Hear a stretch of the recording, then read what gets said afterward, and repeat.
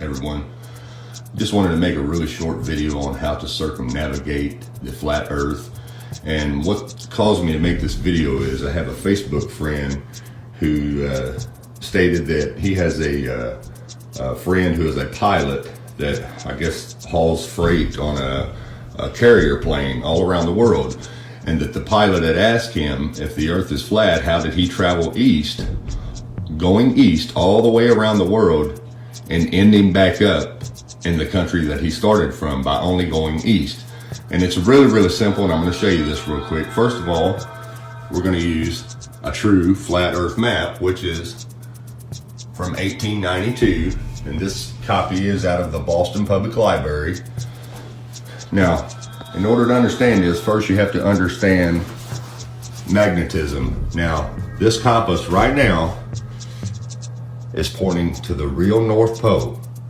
The little arrow is north, and it's pointing to the real North Pole. But watch when I alter that with a magnet. That's the same thing the North Pole does. It automatically pulls that north arrow to it. So this magnet would be the North Pole, okay? Now, on the map, I've already magnetized the center of this flat earth map, which will be the North Pole. Now, check this out. As we take this compass, which as you can see, it's pointing north where it's supposed to right now. But now we're gonna go take it to a smaller scale, which is gonna be right here. Now watch what happens to the compass. It automatically points to the center of the flat earth map. Now watch as I move it around the center of this. Being that it's magnetized, it will automatically point to the center no matter where it is on this map. Now, let's get to the point.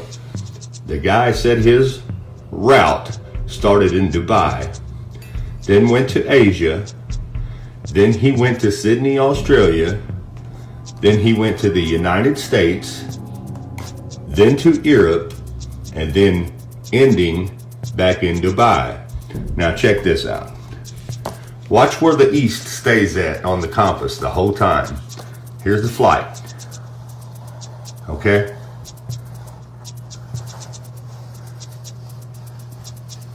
East.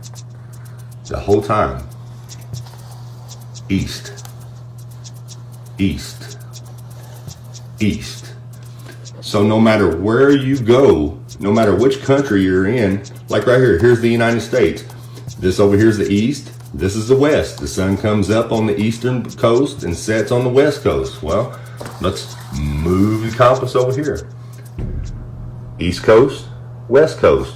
The north is always going to be north, no matter which one of these countries you're in. As you can see here, the north is always going to be north, and east is always going to be east. South is always going to be the same south that you've always known it as, and west is always going to be west, no matter which one of these countries you're in. So therefore, there's how the pilot traveled east around a flat earth, because your compass will always point to the magnetic pole. You have two sides to a magnet, and one's called the North Pole, which is the pull side, and one side of the magnet is called the South Pole, which is the push side. So, if this compass is always pointing north, or south always pointing to the ice wall, to the ice wall. Now, what's south of all of these countries on a globe? The Antarctica, right? So when people think, all these countries think the Antarctica's under them, but it's not, it's the ice wall. That's why it pulls to the south. The outer ring is the pull side, or the push side of the magnet. So the ice wall is south, always. Now, doesn't that make sense to you? The ice wall is south, no matter where you go on the flat earth. And the North Pole is always going to be in the north. And you can only travel around the world going east, which is this way, or west. Now check out the compass. Where's it pointing to when we're going this way? West, right? All the way around, it's pointing west. And you can look it up yourself. We can only circumnavigate the earth from east to west. Nobody ever in history has ever circumnavigated the earth north to south, which means if you start here in the North Pole, you cannot circumnavigate around back to the North Pole by flying over the south, because there is no south. They don't want you to know that, so that's why it's called no-fly zones, and you're not allowed to circumnavigate over what they call Antarctica, which is not really Antarctica. It's an ice wall, and it ends there, and that's why they banned you from flying over it, because you'll know once you get there you can't fly over it. I mean, it's really, really common sense. Now pay attention as we turn the flat earth map into a globe. Pay attention to the continents. They are still positioned north, east, west, and south. And take a look at the ice wall. What's it become when you turn it into a ball? It becomes the Antarctica. And if you'll notice, it's south of all the continents, just like the ice wall is south of all the continents on the flat earth map.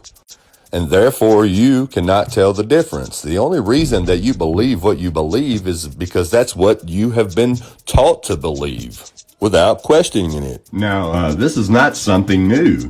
Everyone has known this for 5,000 years. All ancient civilizations, all the way up. I mean, this map is 1892. It says scientifically and practically correct. This is not something new. This has always been like this. And then in the last 100 years, with these fake government agencies, especially NASA in the last 50 years, has convinced you otherwise. Now look, even the ice wall itself is named all the way around it. Now all of a sudden that we live on a globe, all those places are gone, they don't exist anymore. Well, how did they exist in 1892, but they don't exist now? And as you can see right here on the map, it says Antarctic Circle. It doesn't say Antarctic continent, because it's a circle of ice that surrounds the earth and holds all of the oceans in. So anyways, that is how you circumnavigate on a flat earth. It's really, really simple. Thanks for watching, and God bless.